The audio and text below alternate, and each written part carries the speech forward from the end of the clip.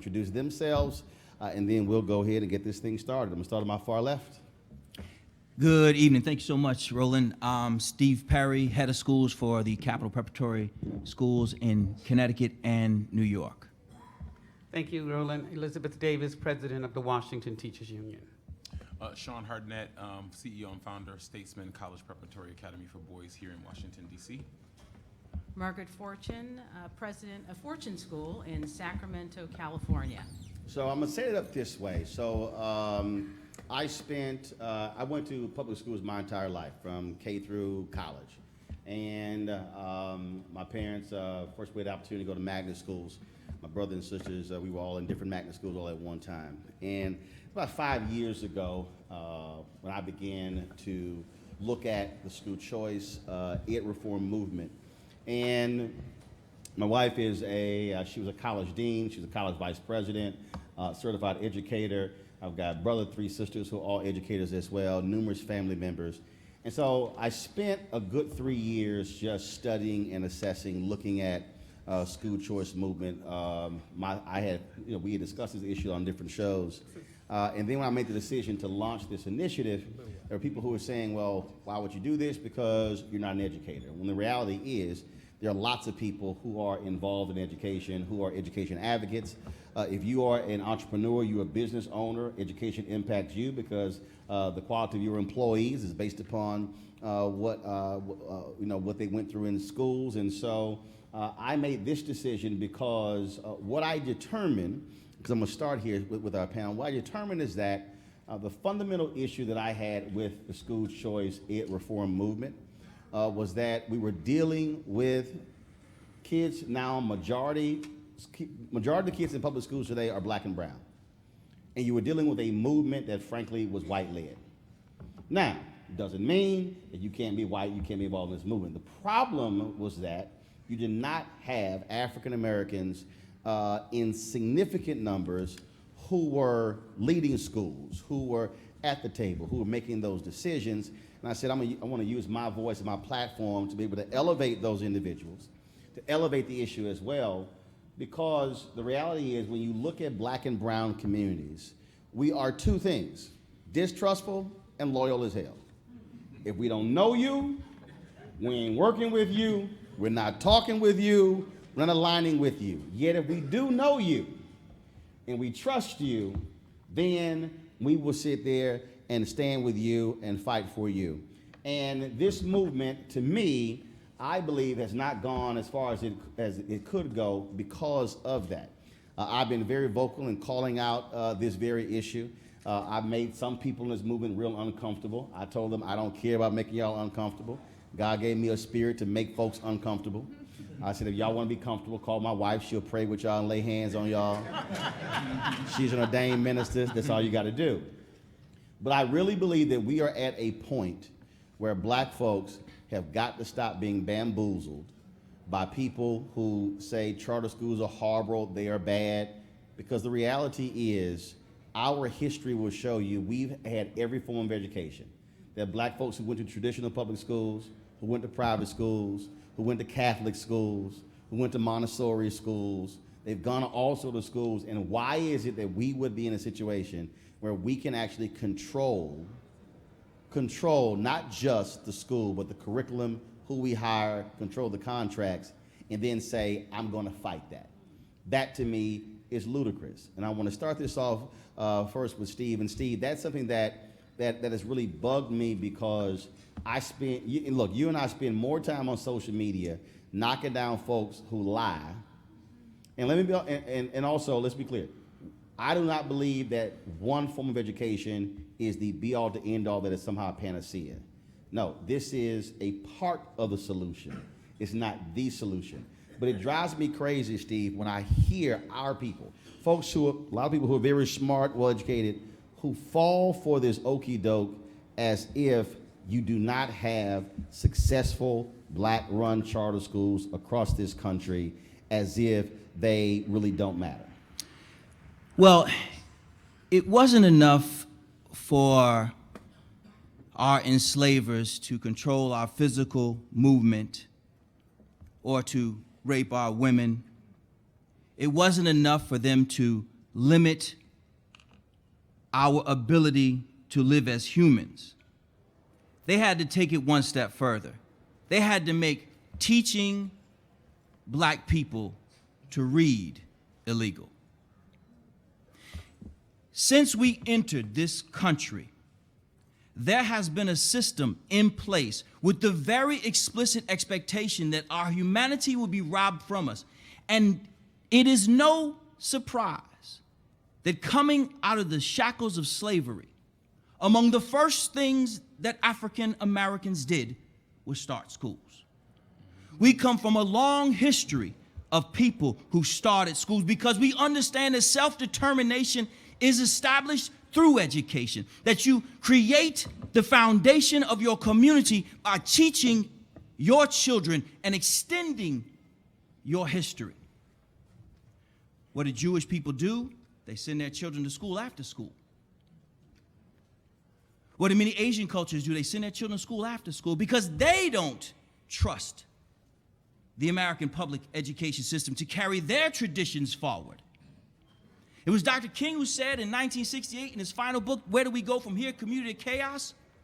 He said the American school system does not know what to teach or how to teach. That's Dr. King. Dr. King said in the final chapter of his final book written in his hand, he said, I do not wish to wait for our schools to be integrated. He said, we should create educational parks that exist outside of the community, that draw children from far and wide. Sound like charter schools to me, sound like magnet schools to me. Let us not be fooled by the juxtaposition of this conversation. If you were to go through this building with all of these well-dressed, well-heeled, very thoughtful people, you will find very few of us who send our children to failed urban schools.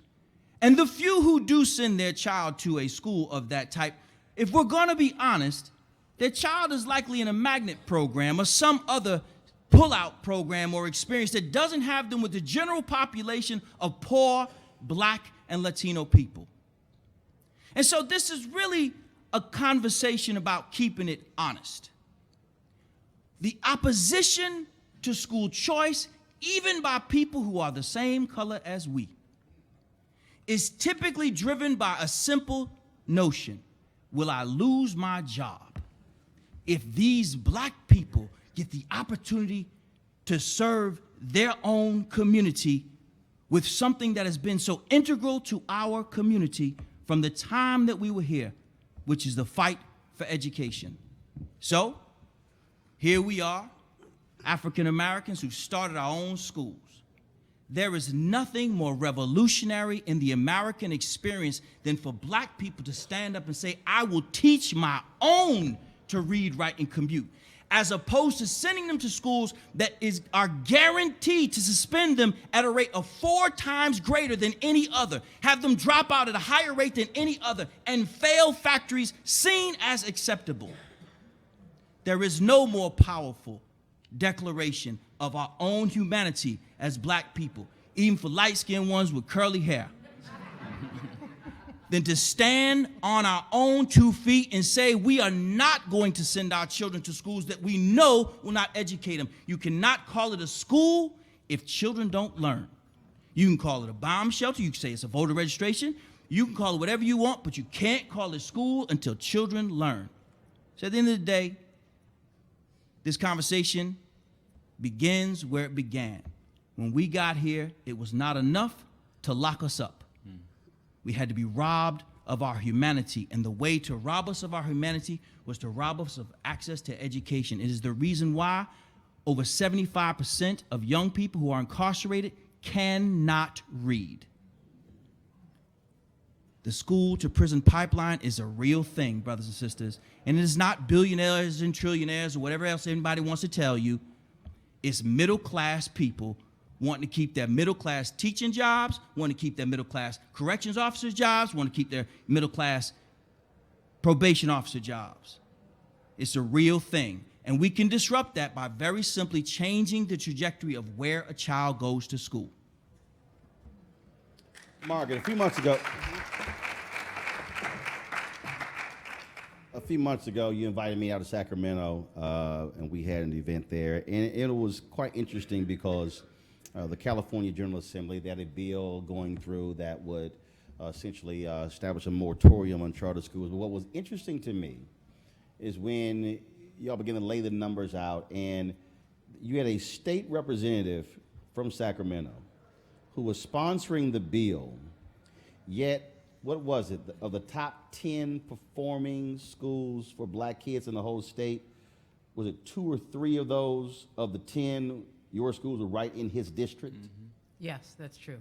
So you had a black state rep whose wife was a school board member of the Sacramento School District who was sponsoring a bill that would create a moratorium when his own district had 3 of the top performing black schools in the whole state. That to me shows how illogical this is, that you would have black state legislators fighting something that actually is helping their own constituents. Yeah.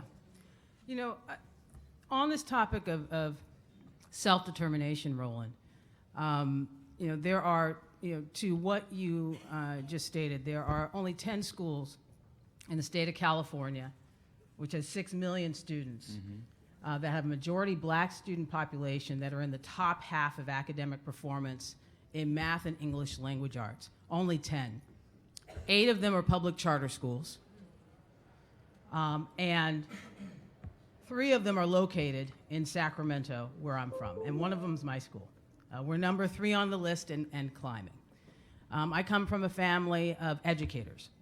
My father is a public school superintendent, retired. One of the proudest moments in his life and mine is when he handed me my high school diploma. When I walked across the stage, because he was my superintendent, and I went to school with him every day until I got my own driver's license. My parents, both my parents on both sides come from educators, and we were the folks that ran the one-room schoolhouse in the South. As a means of self-determination in terms of educating our community. And we continue with that work. If I was in my father's generation, I would probably be a public school superintendent. And I would be fighting the odds within the only system that there was to serve black kids to a level of excellence. But even my father, who was a public school superintendent and served in his entire career in the public schools, as we teach our students week after week, they're able to build things. When the charter school law came along in California, as a sitting public school superintendent, he adopted that as another tool in his tool chest. Now, for the district that he ran, it was not majority African American. And so he created charter schools for largely Slavic communities that were homeschooling their kids and weren't going to the district anyway, as a way to pull them in to the system. It was a tool in his tool chest. For me, as a next generation educator, I don't want to have to apologize for the fact that I'm starting schools to close the black achievement gap. I do that without apology. And I also don't want to be in a system where I have to be a maverick in order to care about that issue. And in fact, in a state where blacks are about 6 to 8% of the population, 64% of my teachers are teachers of color, and among that, 37% are black. And it's because we're having this very direct conversation in our community about closing the African American achievement gap through a regional initiative to prepare kids for college starting in kindergarten. And so our County Board of Education, and at the time at which they adopted this resolution, only one of them was black, the chair. So we had to form a coalition of the willing. They made a regional initiative to close the African American achievement gap by replicating my charter schools. And now we have 7 schools. And indeed, in the county where I'm from, in Sacramento, we have closed the achievement gap for my students in mathematics. In fact, when the next round of state test scores come out statewide, we have access to ours now, you'll see that in the past 2 years, our math scores have increased by 20 percentage points. such that we are on pace to be 10 percentage points ahead of the county before you even consider race or poverty.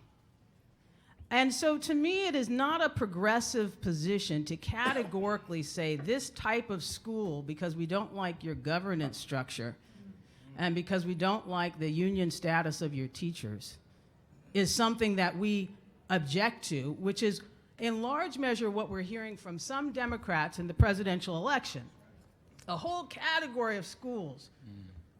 We are willing to disrespect the educators who created those schools because we believe in self-determination and the fact that our low-income parents, our parents of color who otherwise would be attending failing schools, should have the choice, just like wealthy white parents do, to send their kids to schools, to public schools, tuition-free, schools of their choice.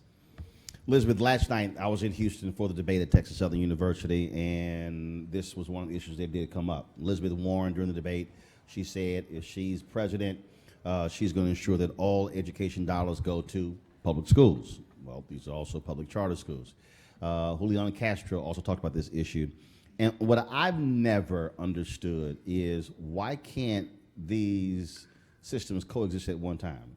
Here in Washington, D.C., there was a moment that when Michelle Reed was here, when there was this whole battle back and forth. And the reality is traditional schools and charter schools right now are coexisting in this city. Why do folks act as if that can't happen? Why is there even a debate on this issue? Just your thoughts. Which one? Liz? Elizabeth? Yes. Thank you. And thank you, Roland, for inviting me. I'm accustomed to a moderator who is neutral on an issue. Of course, in this case, it's not the case.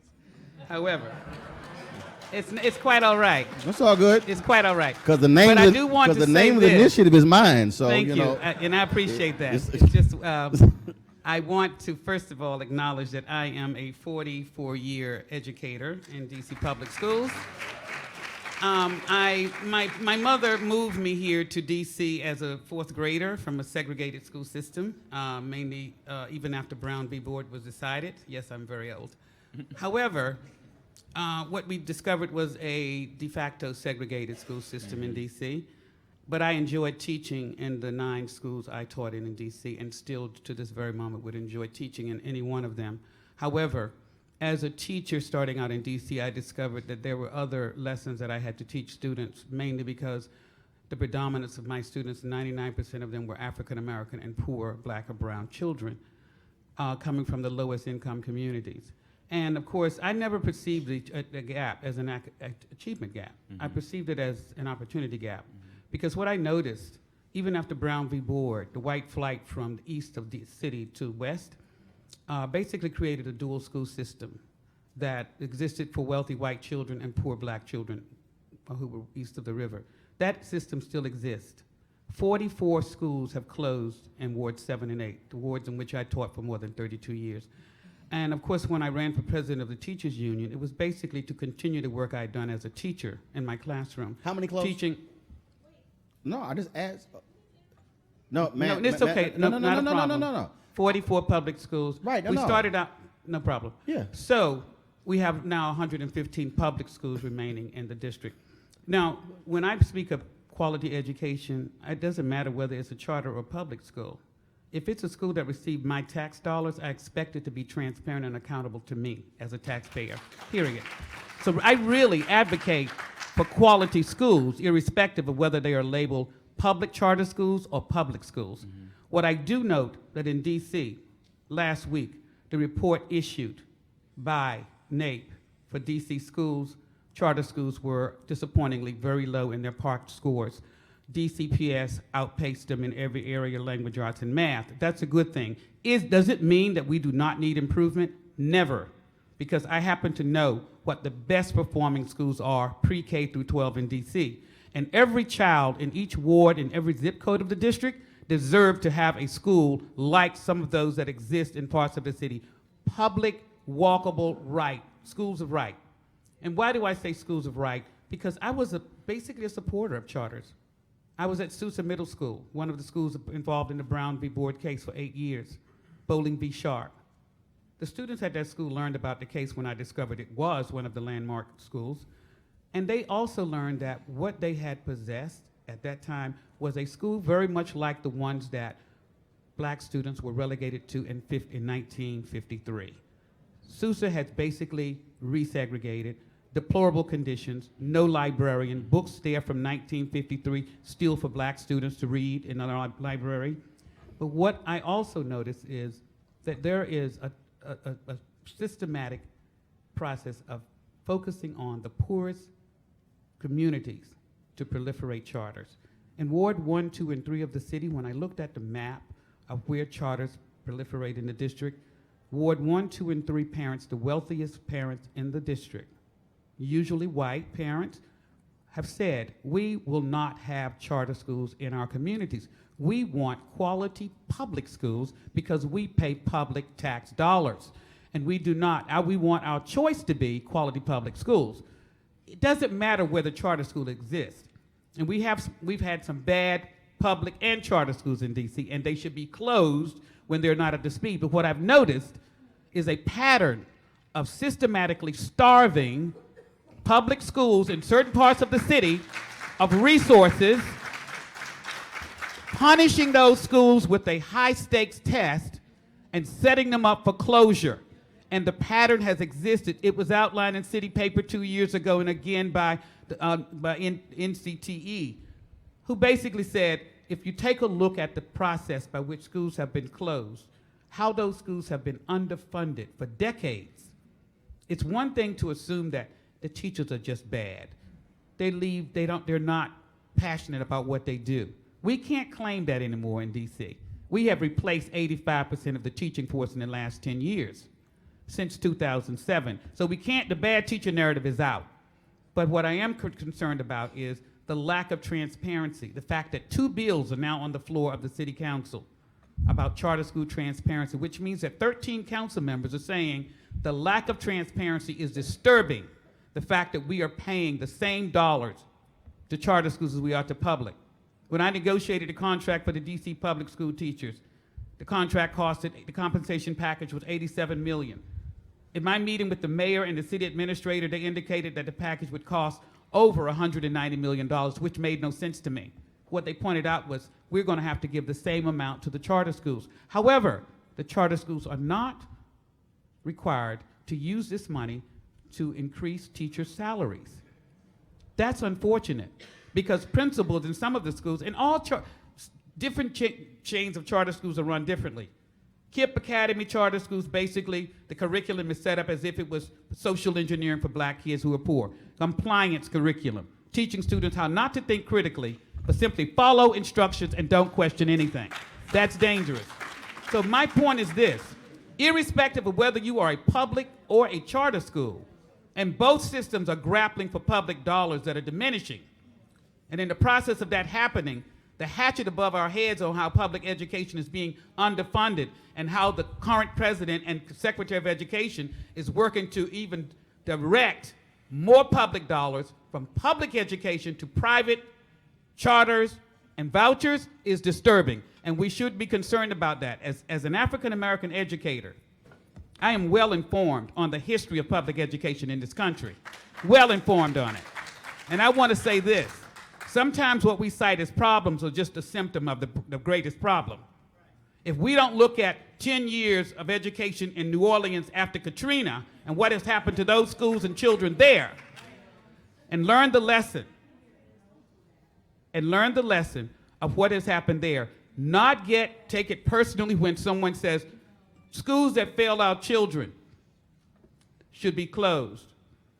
We should put a moratorium on charters in DC to, first of all, take a closer look at whether or not we need additional schools. Do we need additional buildings? Do we need to take a look at where the students in DC, especially those students who have been underserved, displaced, moved out of the city, how those students are faring? That's why I asked the question. Now, you said 40. The reason I asked the question about closures, sure, is because I wanted to know what was behind the closures. So, for instance, in Chicago, when folks are talking about school closures there, well, Chicago actually has 150,000 fewer students today than they had a decade ago.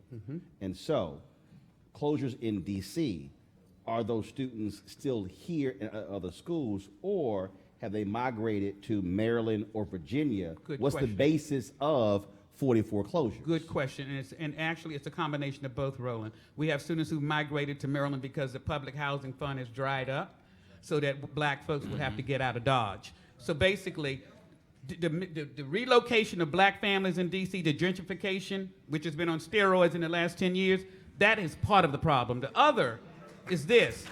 Charter schools, Sousa Middle School, where I taught, the subject of bowling, be sharp. I visit teachers in every school each year. The teachers at Sousa were struggling to keep their students, not to keep their students, but to gain new students. And what they shared with me is that around Sousa, 7 charter schools were allowed to open within blocks from their schools. They were informed by the school district, if you want to remain open, you will have to figure out how to get those students back. That's, in my opinion, that is not the role of a teacher. But in certain communities where those charter schools are allowed to grow like that, it is understood that they are going to siphon students from those schools. But what I've also noticed, Roland, is as a teacher at Sousa, who was happy to see that a few students whose families were not happy with their performance or their ability to adapt, moved them into a charter school. On one occasion, a student who said he had been put out of the charter school onto the streets returned to DCPS 60 days later because they did not have the special needs support that student needed. Upon discovering, checking later, that throughout 7 and 8, over 1,800 students per year returned from the charters back to the DC public schools throughout the entire year, but those funds do not follow those students back to the public schools. Hold on, Margaret. I'm gonna go to Shawn. Because Shawn, I'm coming to Margaret, but Shawn, I'm gonna go to you right now. Here's one of the things that, look, I've born and raised in Houston. I've worked in Austin, Fort Worth, Chicago, here. One of the things that I think for a lot of people don't actually understand about education in this country, there's no national education policy. Okay? Nope. Education in America is a local issue. And so when you talk about what's happening with traditional schools or charter schools, you have different rules based upon different states. That's right. And so part of the issue that I've seen in this conversation is that, and I mean, again, over the last several years, is that folks have what I call these very broad general conversations about traditional schools and about charter schools, when in fact, it varies based upon the state. So we talk about transparency or rules. In Texas is a perfect example. If you have a charter school in Texas, you have 3 years to perform or you're shut down. I know of public schools, traditional schools that are in where I went to school, that have not been performing for 20 years and still exist. And so the thing that drives me crazy about when we had discussions all across the country is that folks can't think in terms of absolutes because it's a matter of your particular state, your particular city, the leadership in that city, how those schools are structured, and how the rules are laid out. And I say that for folks, so people say, oh, charters are failures, or this somebody says, charters are a success.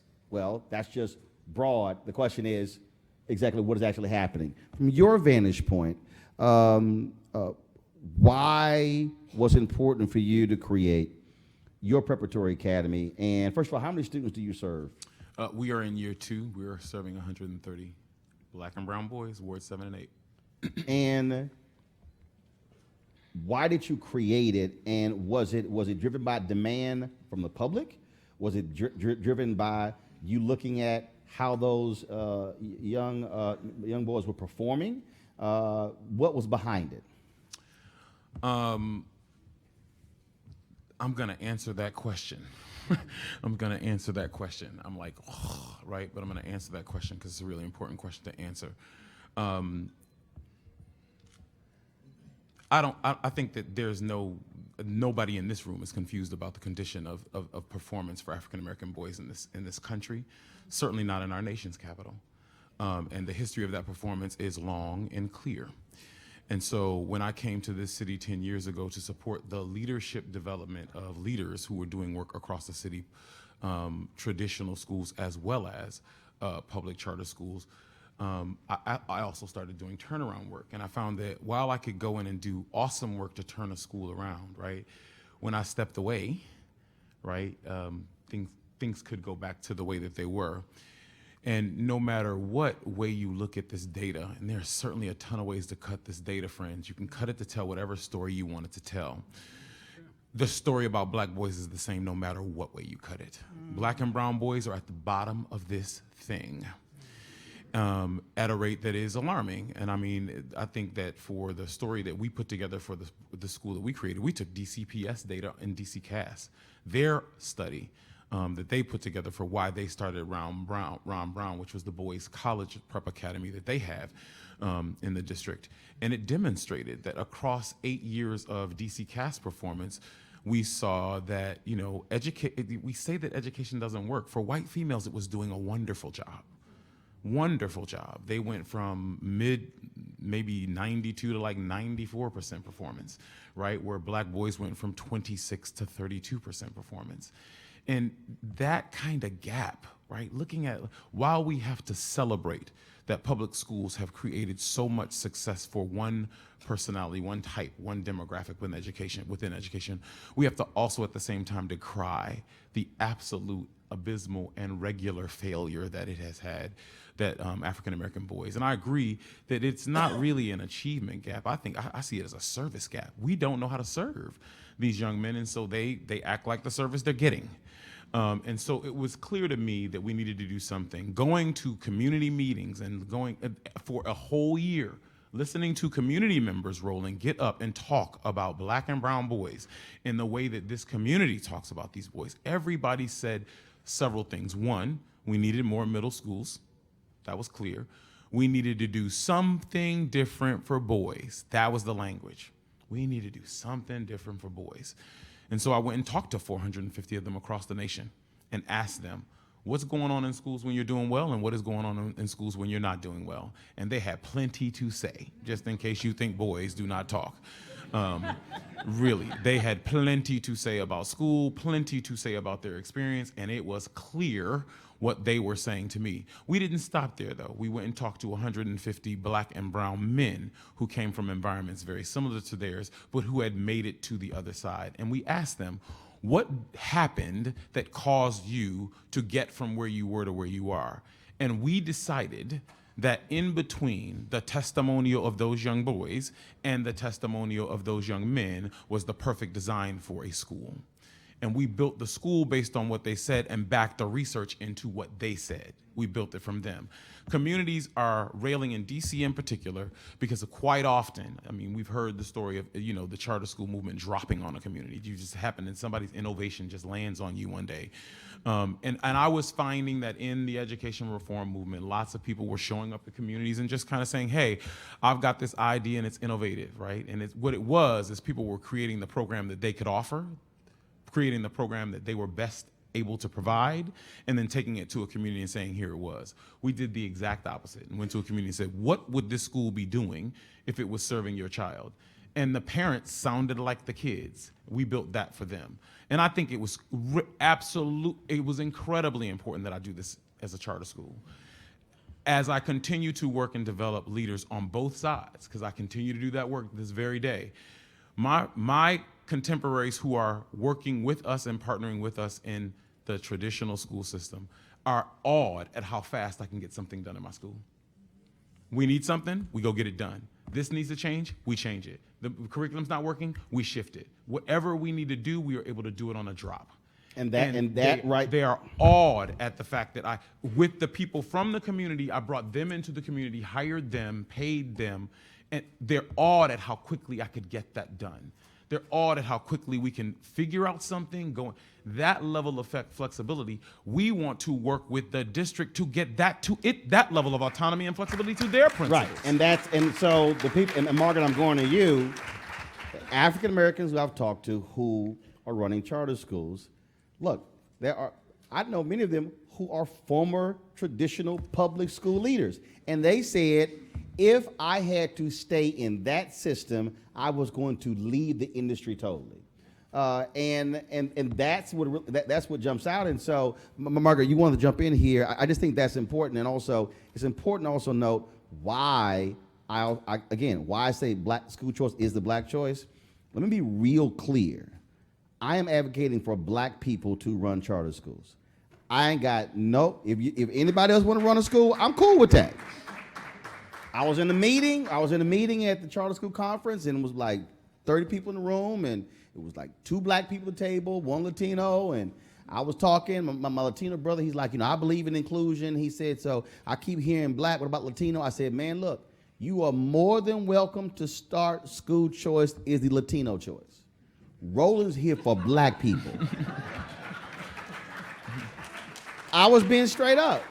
And the reason I was being straight up, because you heard Senator Kamala Harris say it last night in the debate when she said, what are the numbers when a black kid has at least 1 black teacher by the 3rd grade, has at least 2 black teachers by the 4th grade, and to Margaret's point, when you said 30+% of your teachers are black, that's why. So you can go ahead.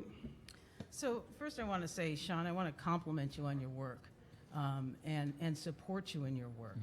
And I want to say that from the standpoint of when black people are doing good work wherever they are, we need to compliment them on their work and support them in their work, because we are doing excellent work in the charter school space, and we are doing excellent work in the traditional public school space. And we need to compliment the work because we're so under attack by our society that it's disheartening when we are under attack by each other. And the other thing I want to say is that it's such a crisis. I mean, in California, 80% of black kids can't do math at grade level, and 68% can't read or write at grade level. And that is all of our crisis to handle. And as I listen to us today, I almost think it's a false choice. It is. One of the things I also am, because we all wear many hats, is the education advisor to Al Sharpton's National Action Network Sacramento chapter. And our point of view is that any school that is doing right by black kids and can show results is a school that we support. And I think that as black people, we cannot afford to cut ourselves off from options because we have institutional points of view. And there are many people in this room from California. And what I want to say to Californians in this room is that we have a black chair of the board of the California Charter Schools Association. That's me. We have a black superintendent of public instruction. We have a black chair of the board of the State Board of Education. We have a black president of the California Teachers Association. We have a black executive director of the California School Boards Association. If we stay in our institutional positions, I guarantee you black kids will not be served, because they haven't been served yet with our institutional positions. But if we decided that with Shirley Weber as the chair of the Black Caucus, that we were going to have a meeting amongst ourselves to say on our watch, this is what will happen for black kids, and I don't care if it's in a charter school or a traditional public school, it will happen on our watch.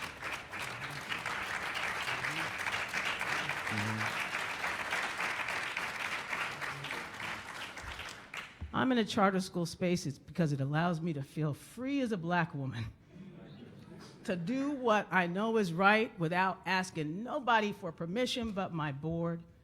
And because I'm a black woman doing the work, I'm telling you, in the first 5 years, actually first 4 years, I had 14 public hearings to hold me accountable. I meet all the same accountability standards in terms of 14 in 1 year? 14 in 4 years. 4 years, got it. Every trimester, I had a public hearing examining my accountability on my finances, my academics. They examined me to an extent in which all of you are examined if you're in this black skin with me.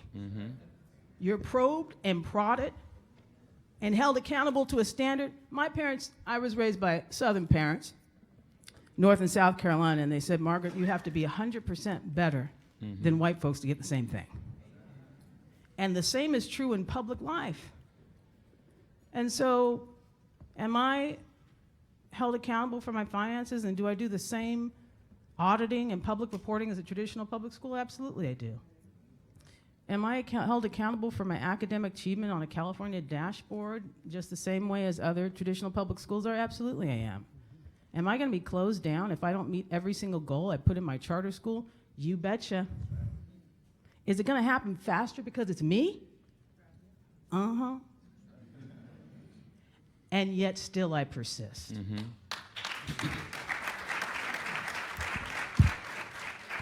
So in order for the conversation to move forward, we have to set certain parameters. And the truth cannot become a casualty. We have to accept the fact that charter schools don't just happen. They're not just dropped upon you like a witch with a house. They occur because our community has had enough.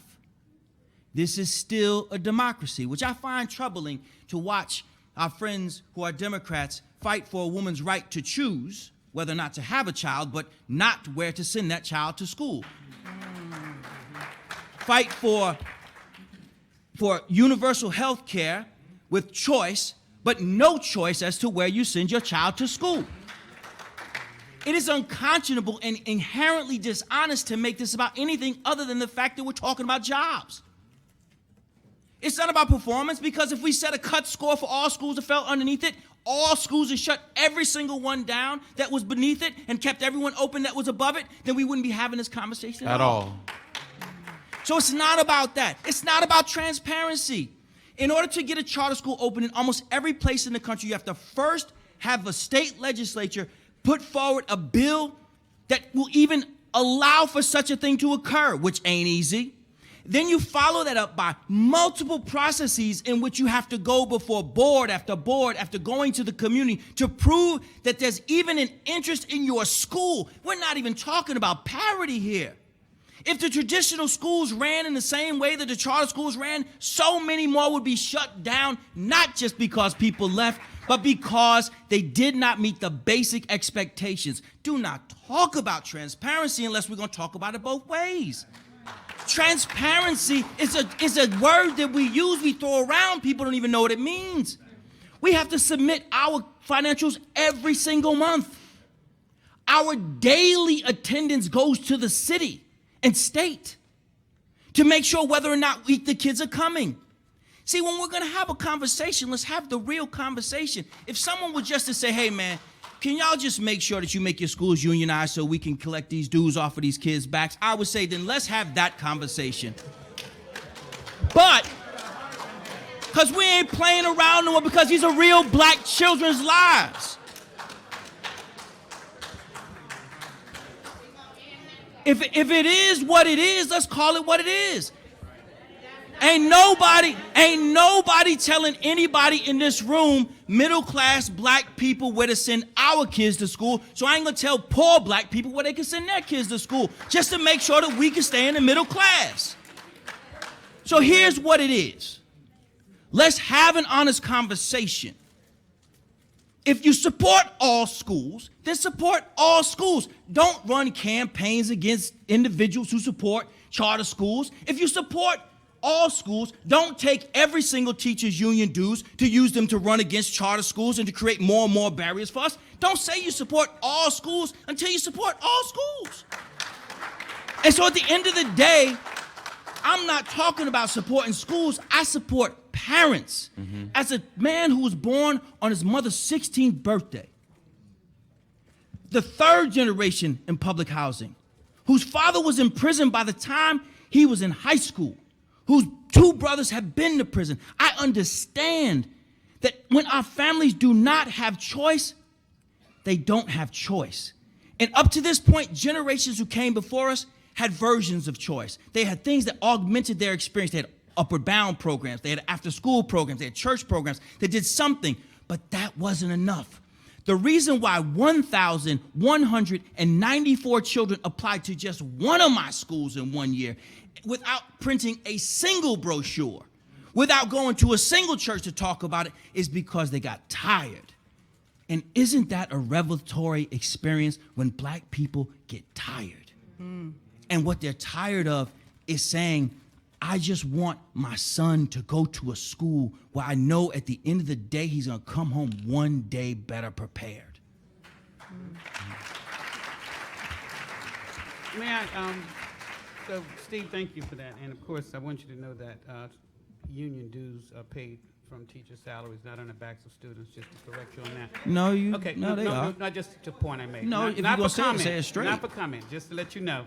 The fact is, and from territory to territory, state to state, just people have different experiences with charters. And I mean, you know, when you speak broadly as if your experience is the national experience, you can't speak for the experience that parents and teachers and students are having in DC.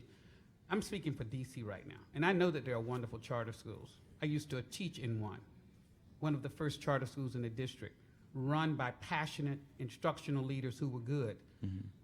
So I don't really care what school is. The individuals who manage those schools have got to have an interest in the students in those schools and not there to simply get a job. Now, I do know that some of our charters in DC, principals are paid $185,000, teachers are paid $56,000. I don't know how that factors out in terms of the value of teaching, but my experience here with transparency, and I don't use the word loosely, the fact that the city council has basically pushed forth 2 pieces of legislation simply asking charter schools to be transparent, meaning that I can FOIA any information I want on teacher certification, graduation rates, test scores.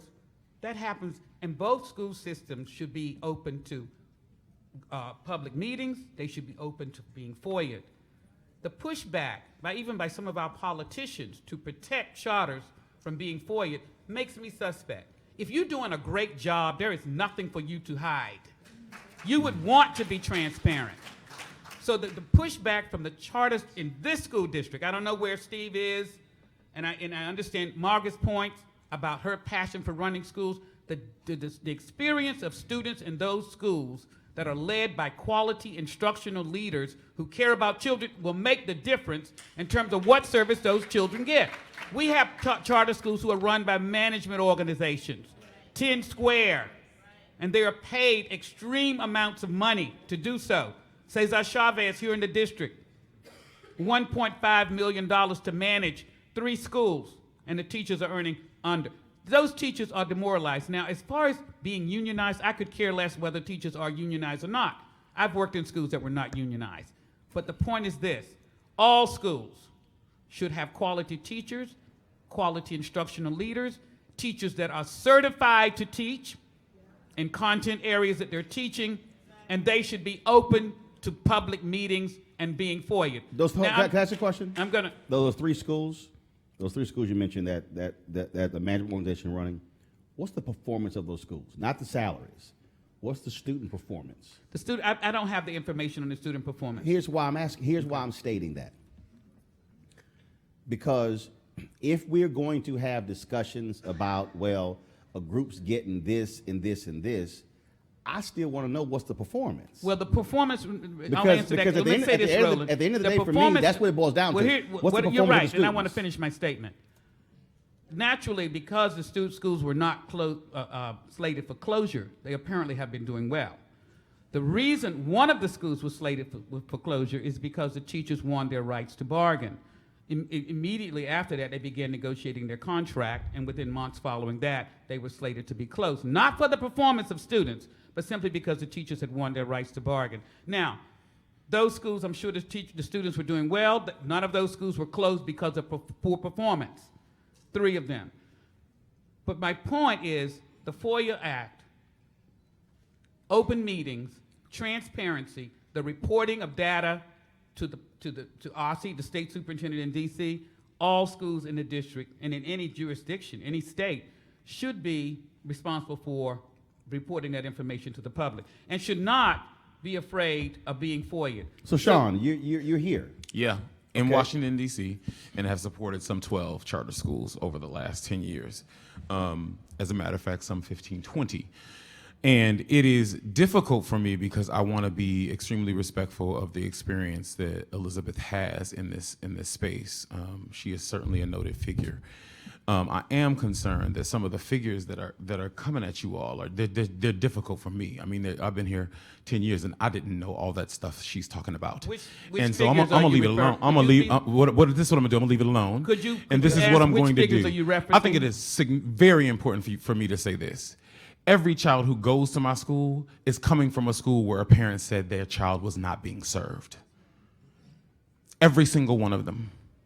So I met with them. I went to their community. I spoke to them, the churches, walked there.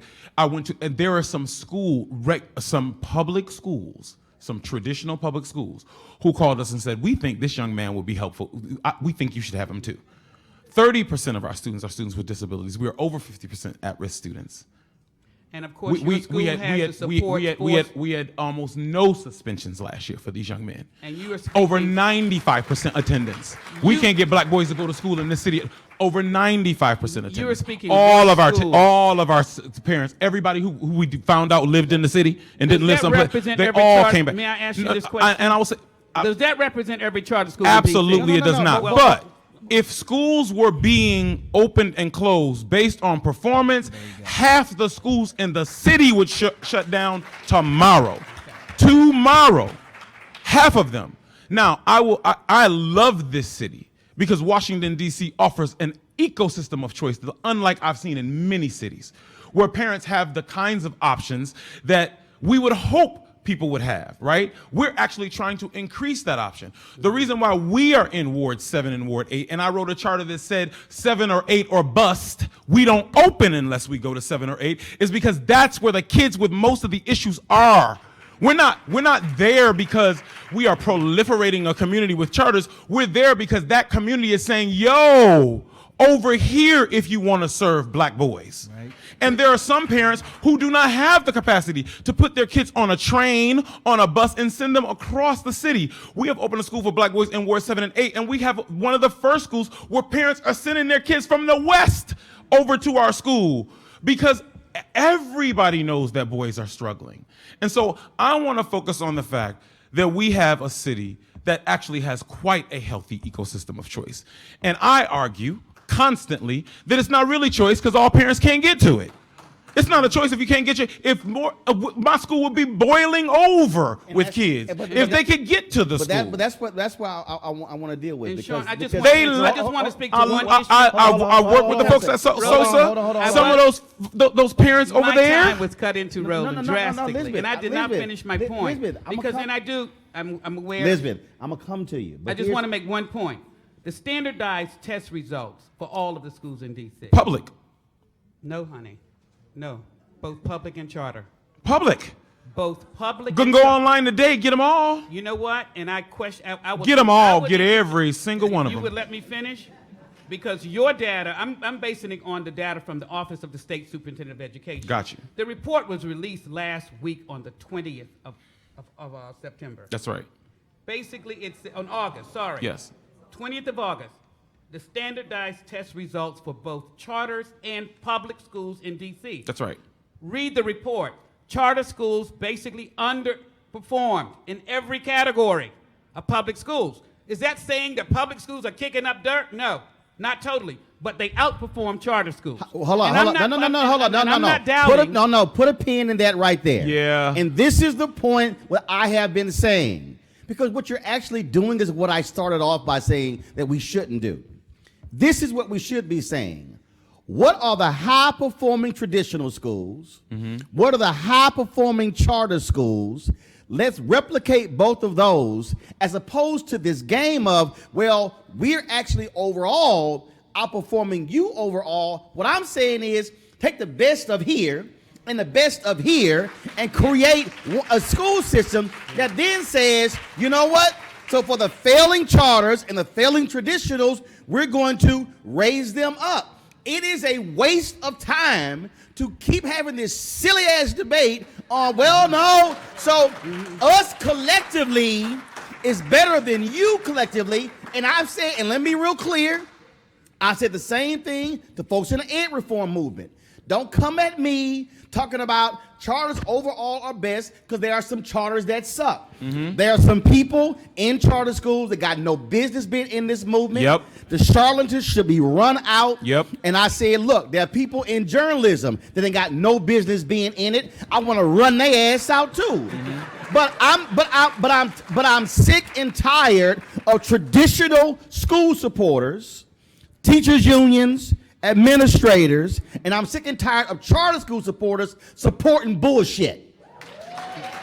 I do There think should be one standard. I would just say one learning? thing about DC in particular.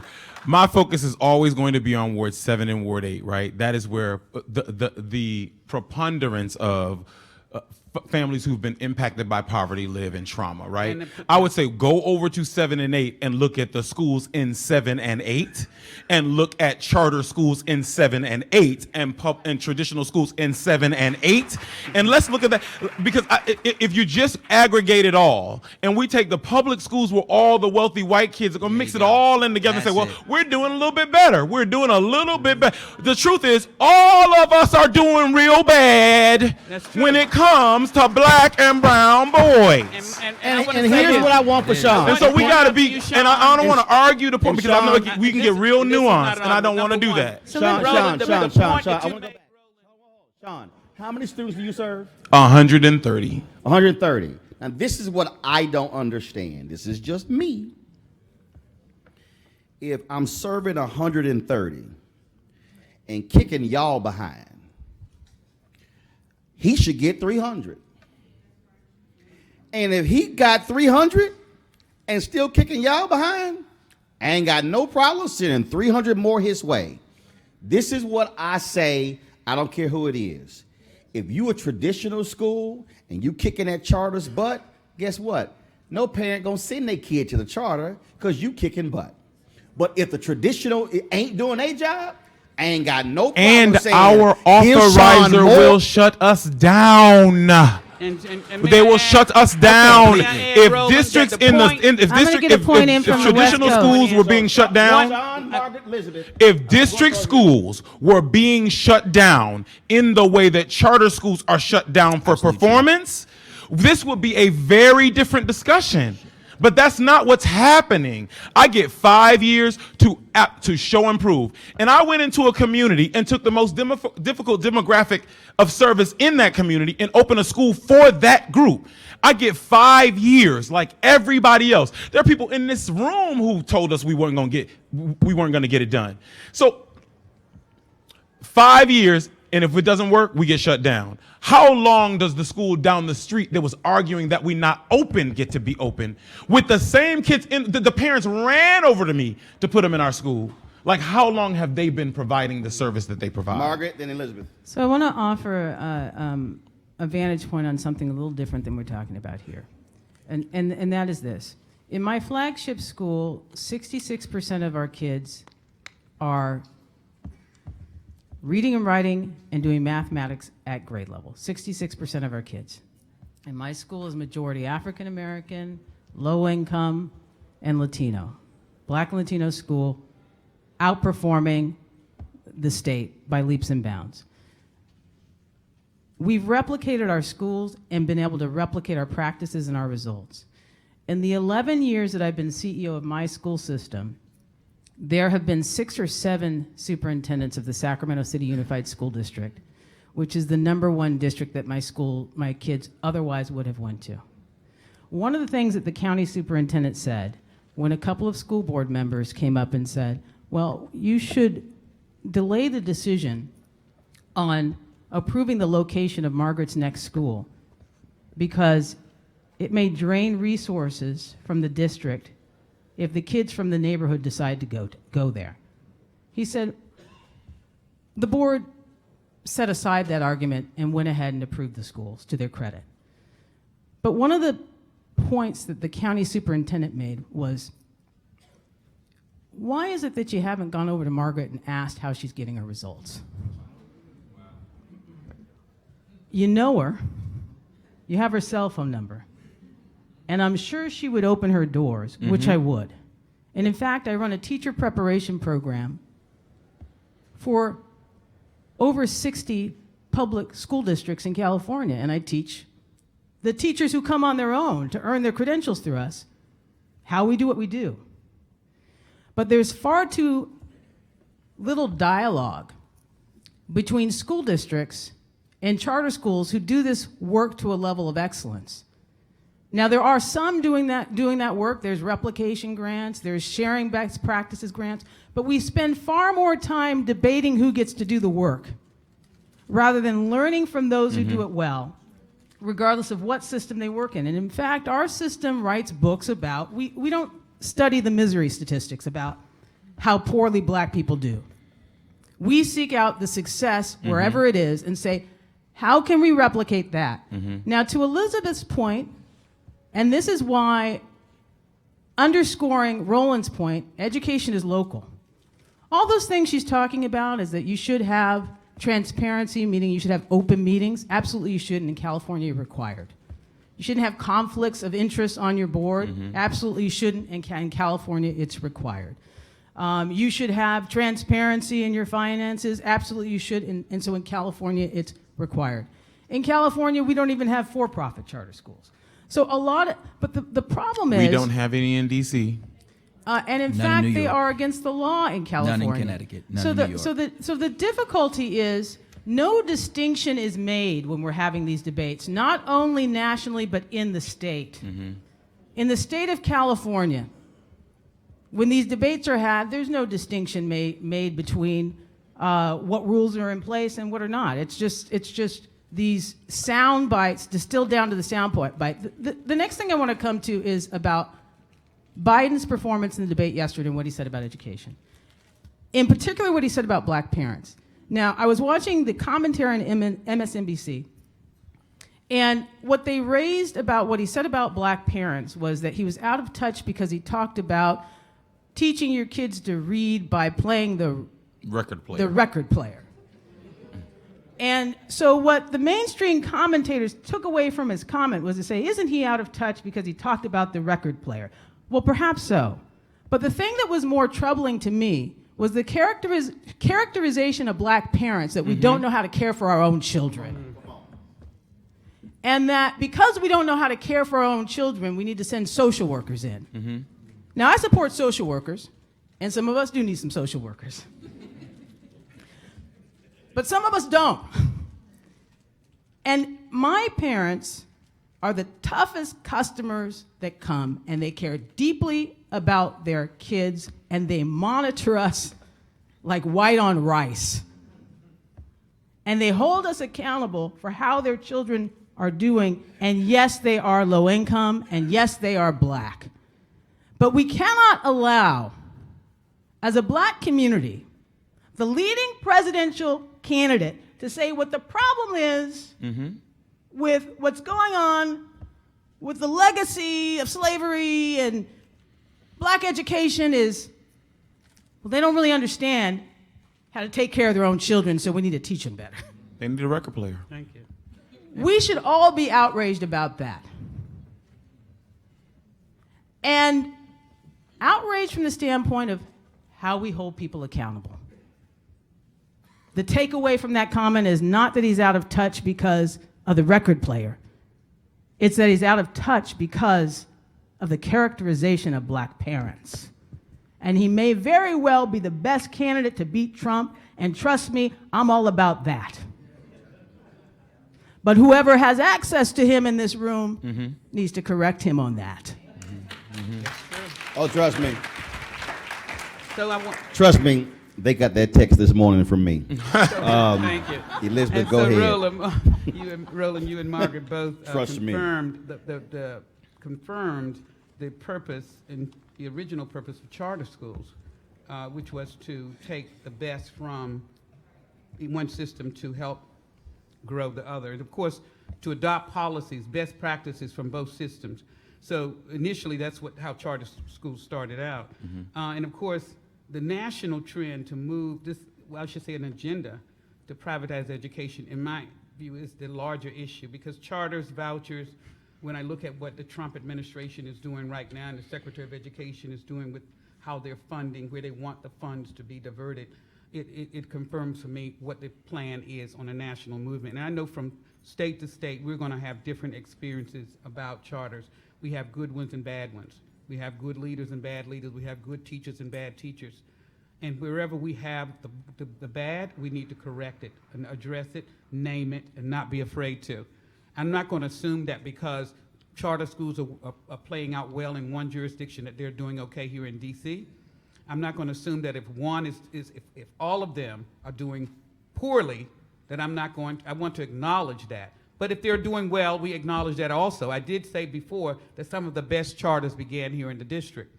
My point is to check them, ensure that they are transparent in reporting what's happening in their schools, because the shiny new buildings does not impress me.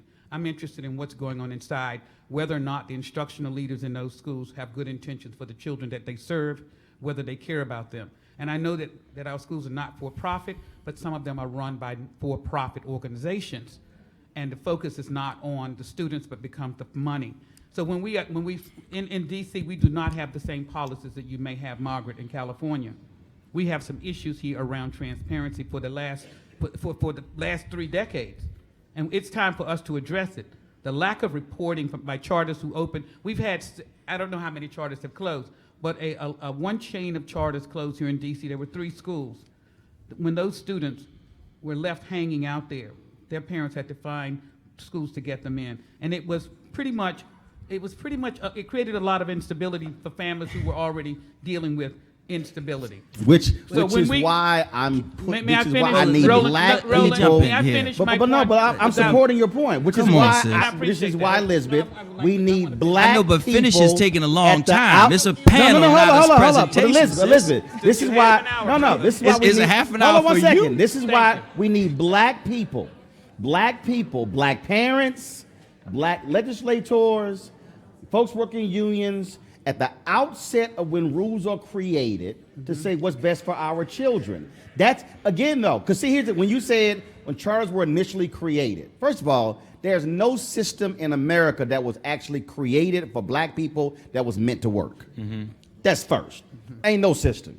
Okay, Randy Weingart was on my show, and she said, it's working how it's intended. Right. Exactly how I it is had intended to Randy work. Weingart on my Criminal show, and she justice said system's charters working. were created and they were segregated. I was like, well, hell, the school system was segregated, Randy. So what's your point? What I'm saying is the problem here, which goes to what Steve is saying, and because here's the deal, we really want to be honest, and I've traveled this country. Black politicians who oppose charters, their kids are in private school. Hold up. All of them? Hold up. First of all, brother, let me say it again. I just said it. I have traveled this country. The significant number, if you go across this country, black caucuses across America, Walk the and building, do brother. the poll. Black civil rights leaders. Hold up. I can go, brother. Hold up. Again, you talking to somebody who's traveled this country, who has sat across the table from them. When I ran the Chicago Defender, when they came in to get my support, because I was the one who decided who we endorsed, I would ask the question, where do your kids go? But the reality is, no, they don't. It's a significant number of them, because you know why? Because they have means. And what I'm saying is, you got to ask the question. If there's a black politician that's opposing it, Brother. ask them the question, where do your kids go? Brother, And you if don't they even have to kids go that don't go far. to public school, you should say, why not? Brother, Steve, you don't even have to go that far. All you have to do is ask many of the teachers themselves, do you send your children to the school that you work in? And you will find the overwhelming majority. Well, ask me, because I'll tell you where I send them to my school. So, and I've only sent them to my school. Well, come on, sis, we didn't come here just to hear you speak. You gotta check. You We did gotta not come come. here just to One hear you speak. second. Steve Please. Elizabeth. Thank you. Go. Please be respectful. Go. We have, when you talk about, and I do believe that we brought ourselves back down into the weeds, this issue is much larger than where any individual chooses to send their child. My point is this. No. Excuse me, Steve. There is a larger issue around privatization that I think all of us need to be focused on. I'm happy to see that charter schools can grow anywhere in any state, but the larger agenda, Roland, on privatization is dangerous, in my opinion, without having a public school system. Here's my question. I want to finish this, Roland. I'd like to finish I gotta the ask you a same way. question. May I finish wanna my ask you a statement? question. May I What finish is my the percentage of children in America? Hold up. I could not tell Elizabeth, you the ask it. percentage. And What if is you know, the let me know. percentage of children in America who attend traditional public schools? I would not know that number, and if you do, please share It is what? 94%? It is 94%. Oh, hold on, 1 second. 1 second. Hold up. Again, I need you to hear what we just said. The number of students who attend traditional public schools is 94%. The number of students that attend charter schools is 6%. Please explain to me how the 6% is creating the problems of the 94. We're not talking about the You're saying percentage. privatization. We're saying privatization. Hold up. We're saying privatization, and I can show you school board members. Roland, I can show you Roland, school board. Can we go to the national? Can we go to? No, hold up. All right. Right there's a school board member. I can show you school board members of traditional public schools who will tell you honestly that privatization is existing in traditional schools based upon contracts. Who has the textbook contract?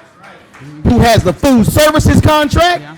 Who has the construction contract? and I So never we said- want to talk Yeah. privatization and And the money. outplacement of let's children. talk about And public I did not dollars. restrict it. I did not restrict Go ahead. privatization. All right. I Go did ahead, not Elizabeth, go ahead. restrict. I Elizabeth did and not Steve. restrict privatization only to charter schools. I simply said it is a threat to democratic policies, and it is, and it will continue to be. So whether Yes, you right now. Roland, may I finish? Whether you acknowledge that or not, I'm I looking do. at from the top down, and of course what we see happening in New Orleans right now with the charter school system that exists there. If we use the New Orleans school system, Roland, as a model for what could happen for the country, you would know the charter No school one is system. doing that. Can we? No, the charter school All right. system there has Can I- been an abysmal failure, especially for That's black just not children. true. Like you just can't make up facts. It was an Yes, abysmal no, I'm not failure. making up facts. You are. Steve, go ahead. Steve, go ahead. When it's convenient for you, you talk about D.C.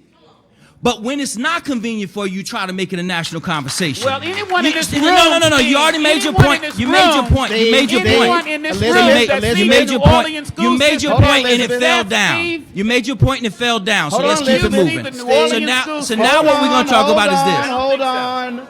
Hold So- on. so- Hold on. I don't think so. If you call Hold that a on. successful Elizabeth, school hold system, on. Steve, So- make your point. So we talk.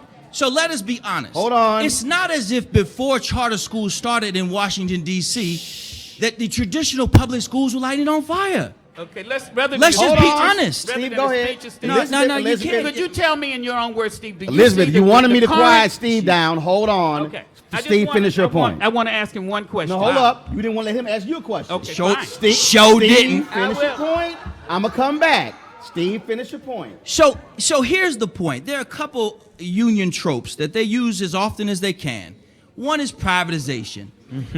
And they use this term as if it actually means something. It doesn't. Not a damn thing. Wow. We are a not-for-profit organization. And if you Steve, go. there's a simple understanding here. There are things that are municipal. Those are all referred to as public. Everything else in the world is private. That means the United Way, United Negro College Fund, many colleges. You wouldn't have a problem sending your child to a private college. So we're not even having an honest conversation. What we do is we shift this conversation away from what it is.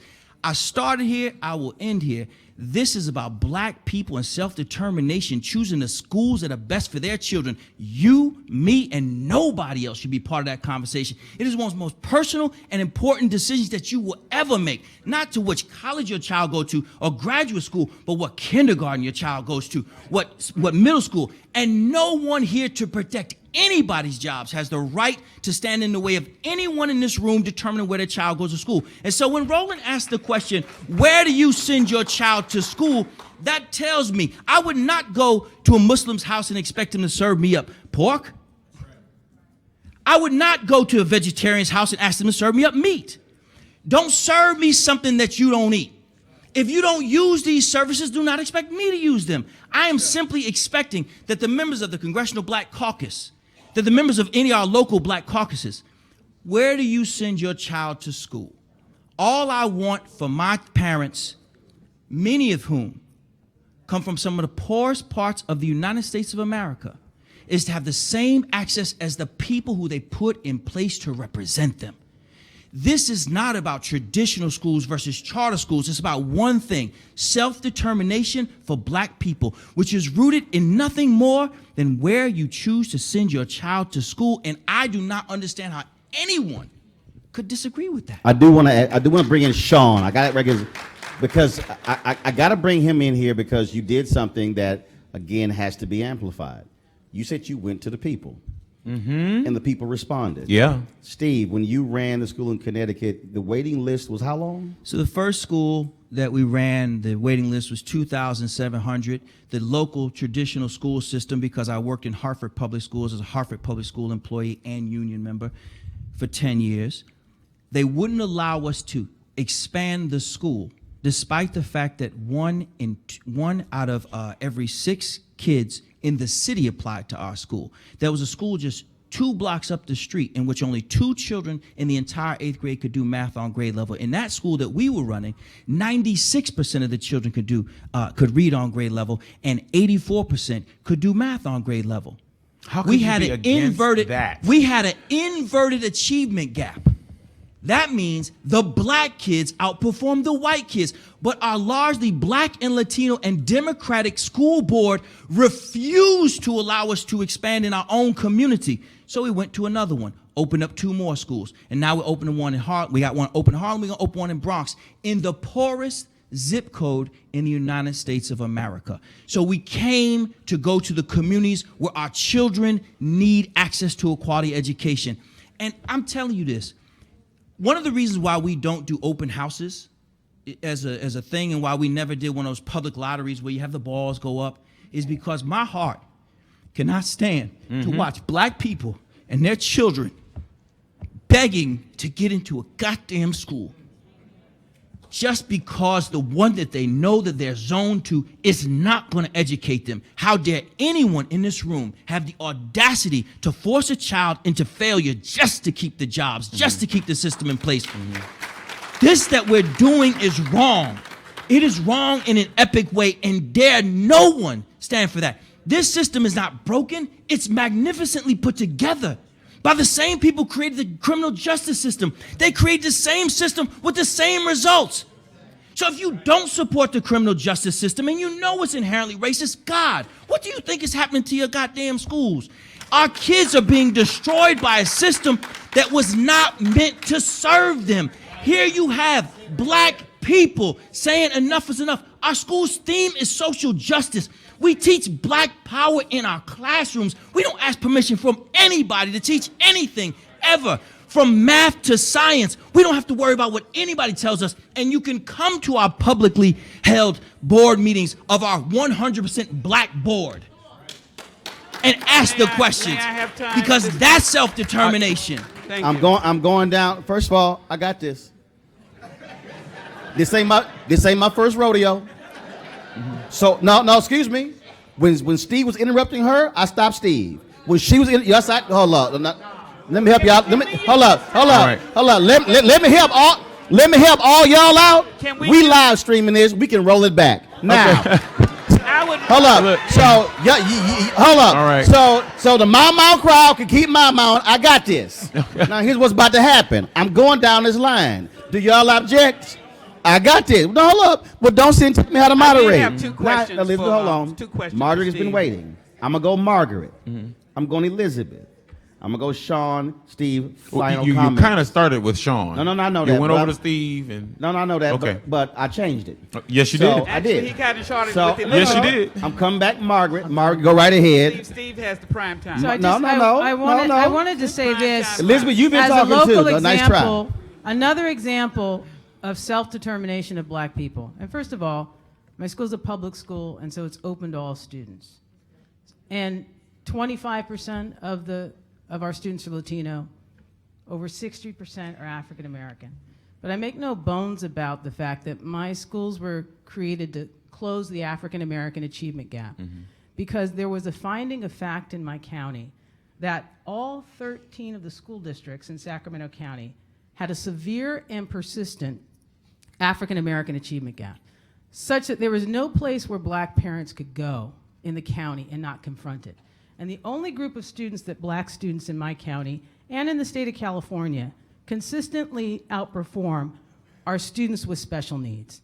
That's why my school system came into existence. And we Okay, I have need you to repeat created, that. there is no, The black kids. the only group of students that our black students outperform are students with special needs. We're the lowest performing subgroup other than that. And that was a In the whole finding. state. In the whole state, Got that's it. true. And in my county, that's true.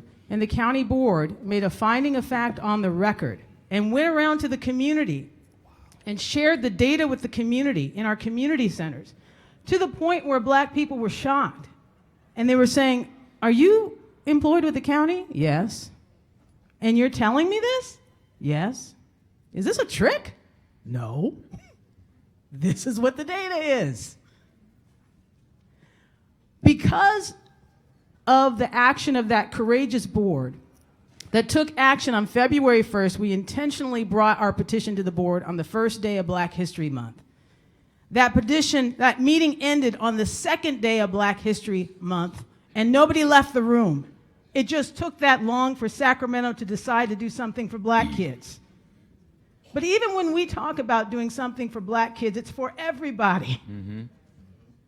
And that's why 25% of the kids in my school are Latino, even though I say, "Hey folks, we're gonna solve the African American achievement gap up in here, and we're gonna do it together."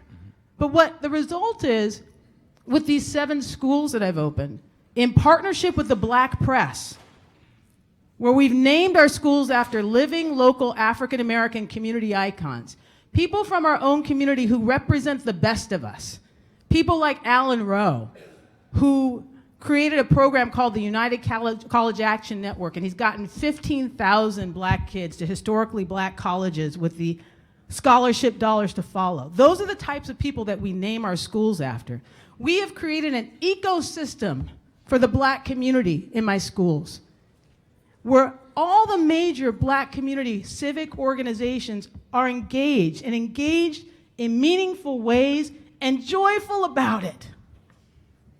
What is happening concurrently is that our Black Parallel School Board is suing the school district for educational malpractice against black special needs kids. There is a severe dichotomy between what's the dialogue happening in my schools, which everybody is welcome to participate in our public meetings that are noticed just like a school district, and the dialogue happening in the traditional public schools. The shots in the press in the traditional public schools of black parents coming out of board meetings, they're angry. My parents, I just had over 200 of them at a parent academy to talk about. Now, what are the details about how black folks who have been successful in sending their kids to and through college, what do? Attendance, understand the Common Core, understand the disciplinary procedures, social and emotional learning. Nobody asked me today, but I'm going to tell you anyway how we've gotten our results. We spend a lot of time on teacher professional development. We have been shipping our folks back and forth to New York because we sought out the schools that serve the same demographic but do a better job than we do. And we've been consistently engaged in professional development with those teachers. They flew out to my school and said, "You know, we really love, Margaret, that your kids greet folks when they come to the door. That's really charming. But if you don't increase your rigor game, they're never going to meet the academic goals that you have for them. So why don't you try this curriculum? It's based on Engage New York for the mathematics, but we've already tweaked it and pressure tested, and this is better." We send our teachers and our administrators all over the country to get the best professional development from people who do better than we are. And it's a humbling experience, but it's a part of, I think, Roland, what should be the experience of academics. We learn from each other. Which happens in sports. which happens in sports. I mean, literally, in sports, college teams go to the University of Alabama to sit under Nick Saban to see how he runs his practices. So it's amazing how we have no problem with our schools winning state championships in football and basketball and studying from the best. But then when it comes to actually academics, we say, we really shouldn't try that. We know what's best. Elizabeth, then Shawn, thank you. then Steve. Go And ahead. For the record, Roland, our union launched a citywide campaign to adequately fund the public schools in DC, and we asked for an additional $35 million to be added to the budget, specifically for schools in Wards 7 and 8, based on a formula that we calculated and a return of public school students from the charters back to the public each year. From 18 to 2000, we basically calculated that by the per pupil expenditure to come up with the 35 million. The city came up with an additional 10 million as a result of our campaign. The second point I want to make, for anyone in this country, particularly in education, that does not understand the impact of privatization on education in this country and internationally, it's got to be out of touch. It is about more than whether or not you send your child to a private or public school. Privatization is basically about just diverting public dollars to private interests. Education in particular is the example that I am most interested in and focus my attention on. I look at school districts, and I mention New Orleans because we have recruited several teachers from New Orleans School District, from the New Orleans School District, who talk about the quality of education in the charter school system that exists in New Orleans now, and is attempting to exist in Puerto Rico, where basically after disasters happen, you have privatizers and profiteers going in and basically taking over the public entities or the public agencies. And education has been my focus. And as an African American educator, I'm always going to advocate for a quality public school system, irrespective of what other systems exist, align with it. As an educator in this school district, as a student who attended school here, I know the significance of having a quality public school for all students, ones that cannot cherry pick and sort students, one that cannot send them back because they don't have the services.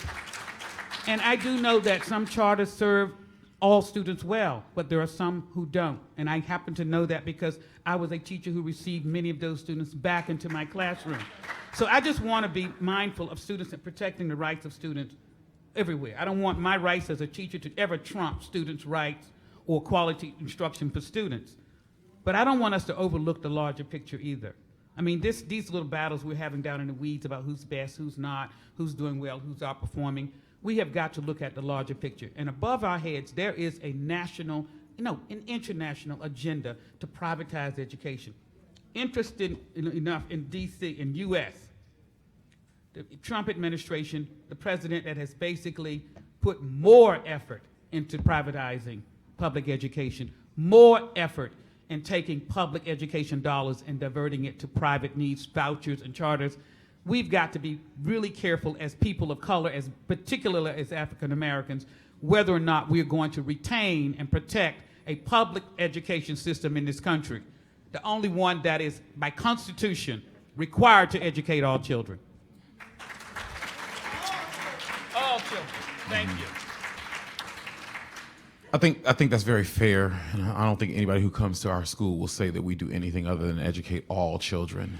We have a demographic of kids who outpace some of the difficulties that we see at most of the area schools, the traditional schools that surround us. I also appreciate that we do need to think seriously about what it means to privatize schools. I'm certainly not a private school. There's nothing private about what we do. We are very public. We also spent most of our time talking to a community and allowing that community to tell us what should happen in their schools. And I think that is something that has pushed me into this space, and I think I'll kind of end with this. I trust our parents. I trust these parents. I trust these parents regardless of the fact that many of them were poor. I trust these parents, regardless of the fact that many of them have come from extreme trauma and are experiencing that trauma right now, many of them, right? I trust these parents who have experienced recalcitrant poverty for years and years and years and years. I trust these parents. I trust them to choose a school that is best for their kids, and they keep doing it. As fast as we open the schools, they fill up. As fast as we open the schools, they fill up. As fast as the seats become available, they get taken. These parents are somehow through all of the difficulty of trying to figure out all of the lies they're being told by both sides. Lies. Through all of the cloud of confusion, they keep, all the kids who signed up for our school this year, well, I talked to Miss So-and-so, and she said her son was in SPED, and you taught him how to read, so I'm bringing my son over here.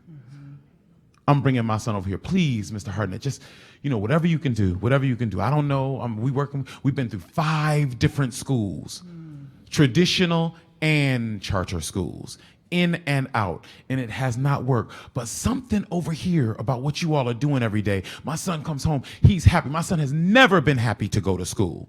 He is happy to come to school every day. I trust our parents, and I don't want to treat our parents like babies who can't make decisions, and we got to make all the decisions for them. We make the choices available to them. We let them shop and figure it out, and they keep landing where they land. I think that if we can remember that it's more than it is a discussion about privatization, it is a discussion about the recalcitrant problem of, just failure. And I struggle to say failure of our children, but the failure that our children have experienced, the failure that has been thrust upon them over and over for decades. That is what I am interested in. I'm more interested in that. And I'm going to continue to do the work, because what I continue to find is that me and traditional school principals, we get together and talk and figure out what we're going to do together. And we let people who have all these big arguments have them, because we have been collaborating. We have been sharing. There's plenty going on in DCPS that I still am trying to learn from, and plenty of their leaders and teachers who are sneaking into our building to figure out what we're doing so they can take it back home and make it work for them. We got to focus our attention on that. And the opportunity that we have in the charter space to have Black and brown leaders come into this space and build small businesses that serve our children, even though they're not private businesses, they're businesses. I'm running a budget. I'm making decisions about Black and brown and female entrepreneurs who are coming into the building and providing service for us, right?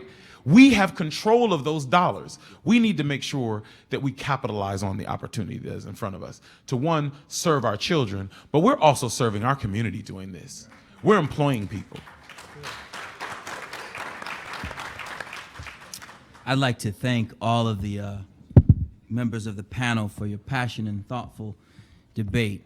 I'd also like to thank all the people who came out this evening. As Jay-Z says, you could have been anywhere, but you've been here. Protect what? When we start talking about protecting the public education system, what are we protecting? This is a system that has failed Black people. We can talk about romantic stories of bygone days, but in 1954, Brown came down and said that the Negro shall forthwith attend the school of his choice. It was because it was clear that segregation, the limitation of choice, was inherently problematic and would always lead to an inferior academic experience. It was seen then as it is now, not among the platitudes, but in the projects, that parents understand this very complex conversation. Every parent, no matter how frustrating they are, because I am not a speaker, I am an educator. No matter how difficult they may be, no matter how confrontational they may come, prays the same prayer every night. And it is that their child does better than they did. We cannot expect children to do better than the generations that came before by giving them exactly what the generations before had. It is only in education that we find this clutching to the past as if it is an indication of what is best. Strange as it is, you can go into buildings that were built 100 years ago and teaching and learning is occurring in virtually the same way. However, all that we've learned about how the mind develops, about how boys and girls learn, about the challenges that we're finding even now with new buzzwords like trauma, the implications that our children are experiencing are real. And all of the physicians, all of the educators in the world, at the end of the day, do not know better than that parent who prays. None of us know what's best for anybody else's child. If you have kids, and I do, and their objective is to prove I don't know that much about raising kids, then you know that even you as a parent are trying to figure out every single day if you've made the right decisions. So far be it for us to put in place what we believe to be governmental solutions to the most important decision that individuals will make. There is no greater freedom than deciding who will teach your children what, where, and how. There is nothing that you can offer that will increase a child's probability of growing into the person that they are put on earth to be than to put them into the best school for them. That is not determined by your zip code. That is not determined by tradition. That is determined by the parent looking into the decision-making process and asking people at our church, mosque, or synagogue, asking people on the block, looking at the uniforms that she sees walking down the street, and in many cases asking the teacher at the current school that she attends, where do you send your kid to school? School choice is the black choice because it's the only thing that at the end of the day, we can change the trajectory of our child's lives. This system that we refer to as the United States of America has been meticulously maintained and designed to make sure that black people in particular never make it to the top. But they messed around and left a crack door. And in this case, it's access to school choice. We have seen, after generations, that when children are given access to the best education that their community has to offer, they excel. And I submit to you that each one of you probably has a story about somebody in your life, in a school, somewhere, saying that they saw something special in you and creating a path for you. If you have traveled the path that I have traveled, then poverty should have ended this story a long time ago. But it didn't, because there were people along the way who pulled me out and put me in such and such as class. When I was acting a fool, put me somewhere else. Those people created the best version of school choice that we had in our generations. We have a new version. It's a purer version. And it is this: you as a parent pick the best school for your child and no one else.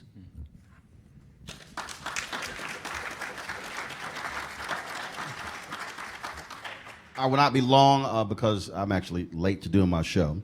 And so we're going to be doing that just over there in just a second. And first of all, we have had numerous conversations all across the country. I have traveled to Tulsa, Oklahoma, Nashville, Memphis, Atlanta. We've been to Florida. We've been in just so many different places all around this country. And the one thing that is consistent: black parents are not interested in the BS. They're sick and tired of the next superintendent with a 10-year plan. They're sick and tired of somebody saying, I'm going to save education. Because what they know is that their kids in the 5th grade, you got a 10-year plan. Look, by the time your 10 years up, they're going to be gone. And so I've had other people tell me, man, you know, you supporting this and that's supporting white folks. And I'm like, you can say whatever you want to say, but here's the deal. Charles School's not going anywhere. They're not going anywhere. So we got a decision to make. We can fight for one system, and people say change that system. Or we can say we can fight for that system, but also create our own schools. When Tyler Perry got the BET Award, he said, Oscar so white, he said, have at it. But I'm going to be building my own studio. On October 5th and 6th, I'm going to be in Atlanta. And I was one of the folks who got that special box from him inviting where he's having the grand opening of his new studios. Now, imagine if Tyler Perry said, I'm going to keep trying to knock my head and try to get Paramount and Sony and Warner Brothers and Universal to do my films. He was like, damn that, I got to build a studio. Marva Collins is one of the greatest educators we've ever had. But she got sick and tired of the Chicago public school system and left to start her own school. But what happened on the west side of Chicago? Economy tanked. Parents couldn't afford to send their kids to the school. And so the school eventually shut down. A month after that school shut down, her daughter committed suicide, who ran that school, because she was so pained by the school closing down. People talk about Kip. Ain't no Kip without a black woman. Mm-hmm. Ain't no Kip without Mrs. Ball. Her teaching methods is what caused the Kip co-founder to say, oh, this is the way you educate children. And that to this day forms a model for how Kip is teaching their kids. Really? But we sitting here arguing when Kip has more than 200 schools across the country, Yes Network, yet the largest black-run charter system, at best 20? I don't think so. 10 At maybe. best? Now think about that. What Margaret is doing, what Shawn is doing, what Steve is doing, yo, if they killing it, I want them to have 10 more schools. And if they killing it with 10 more schools, I'm like, give them 20. If they killing it with 20 and 30, but here's the piece. If there's a traditional principal who's killing it, Give them 10. study, replicate it, give them 5, 10 more. I'm fine with that. But what I will not do is continue to have conversations. It's about budgets. It's about salaries. It's about this, that, and the other. And when I've sat, and look, I've sat in school board meetings. And do you know what never comes up? Students. All these discussions and debates about salaries and bargaining and how much money's going here, going there. And I'm sitting there going, let me know when y'all going to bring up the students, which is why I asked. All right, those 3 schools, what was the performance? It comes down to performance. Every other system in this country, we judge it by it. We judge sports by performance. Y'all watch American Idol. Get our ass out. She can't sing. Performance. Everything is performance, yet when it comes to our children, then we don't really want to have a performance conversation. It's all this other stuff. Now, I want black people running charter schools. I want black people choosing curriculum. I want black people controlling those contracts. I'm not going to apologize for it for a day, because if the reason I'm able to stand here and do what I do in media, because I went to a magnet school, Jack Yates High School in Houston, one of the most historic black high schools there, and that's why I was able to do it. And I had a 4-year head start on everybody when I went to college. College for me was like going to high school twice, because literally I'd already gone through that stuff when I was in high school. Our kids are going to ask us the question 20 years from now. When you had the chance to fight for me for a quality education, where were you? We are 24 years away from America becoming a nation as majority of people of color. 24 years. And do you understand, at the rate that we're going, we are going to look like South Africa, where black folks are the majority of the population there, but have the highest illiteracy rate, the highest unemployment rate, and cannot qualify for the very jobs. This generation has to say, the fight that I'm making today is for those kids, so in 2043 and beyond, we're giving them a shot at a future. And they don't want to hear jack about somebody's contract. They don't want to hear jack about, okay, I couldn't go to a meeting, or who's I talking to. What they want to know is, did I have a shot at being able to be educated? And that has to be our focus. And so, if some of y'all want to keep having that fight, that's fine. But my whole piece is very simple. It's empowering black people to control the education and the economics of our community, and that's what it boils down to. We're going to end this on this here. Prince Ia put together this amazing video about the state of our public school system. I love this video. It's got millions of views. I'm going to end on this. So I ain't running out, but I literally have to go do my show. But watch this video, folks. Everybody's a genius. But if you judge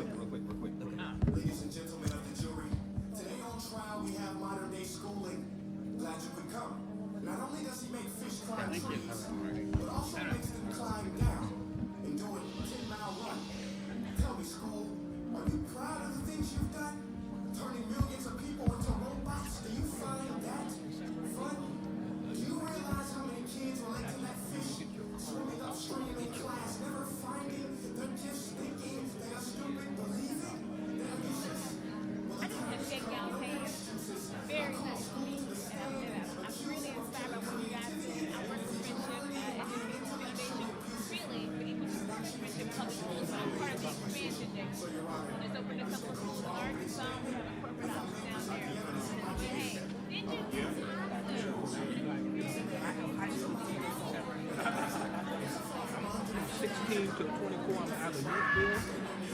Yeah.